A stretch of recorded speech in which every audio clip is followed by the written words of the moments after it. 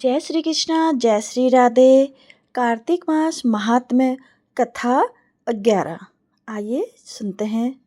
एक बार सागर पुत्र जालंधर अपनी पत्नी वृंदा सहित असुरों से सम्मानित हुआ सभा में बैठा था। तभी गुरु शुक्राचार्य का वहां आगमन हुआ।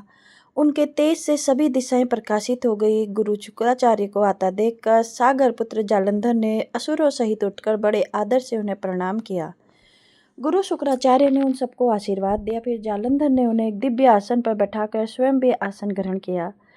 फिर सागर पुत्र जालंधर ने उनसे विनम्रता पूर्वक पूछा। इस पर दैत्य गुरु शुक्राचार्य ने विरोचन पुत्र हिरण्यकश्यप और उसके धर्मात्मा पौत्र के परिचय देकर देवताओं और असुरों द्वारा समुद्र मंथन की कथा संक्षेप में सुनाते हुए बताया कि जब समुद्र से अमृत निकला तो उस समय देव रूप बनाकर राहु भी पीने बैठ गया।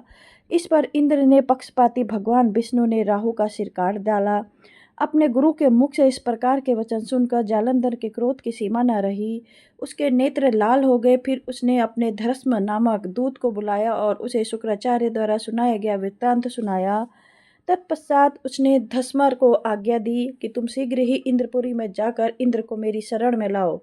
धस्मर जालंधर का बहुत आज्ञाकारी और निपुण दूत था। वह जल्दी ही इंद्र की सुधर्मा नामक सभा में जा पहुंचा और जालंधर के शब्दों से इंद्र से बोला कि हे देवता धाम, तुमने समुद्र का मंथन क्यों किया और मेरे पिता के समस्त रत्नों को क्यों ले लिया? ऐसा करके तुमने अच्छा नहीं किया। यदि तू अपना भला चाहता है तो उन सब रत्नों और देवताओं सहित मेरी शरण में आ जा, अन्यथा मैं तेरे राज्य का ध्वंस कर दूंगा। इसमें कुछ भी मिथ्या नहीं है। इंद्र बहुत विस्मित हुआ और कहने लगा, पहले मेरे भय से सागर ने सब पर्वतों को अपनी कुशी से मैं क्यों स्थान दिया और उसने मेरे शत्रु दैत्यों की क्यों रक्षा की?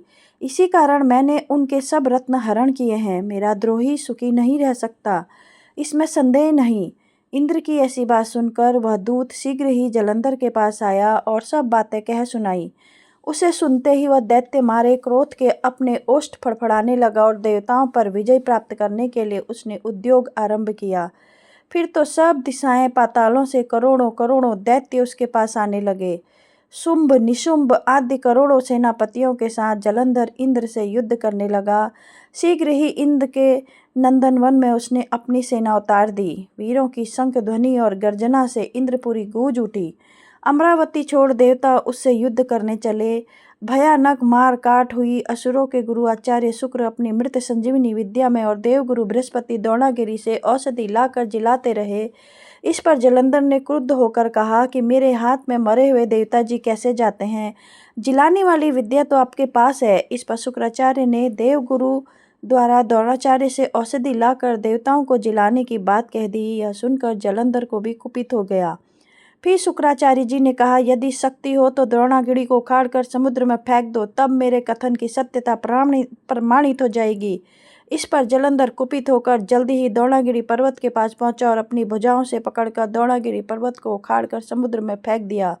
यह तो भगवान शंकर का तेज था, इसमें जालंधर की कोई विचित्रता नहीं थी। तत्पश्चात यह सागर पुत्र युद्ध भूमि में आकर बड़े तीव्र गति से देवताओं का संहार करने लगा।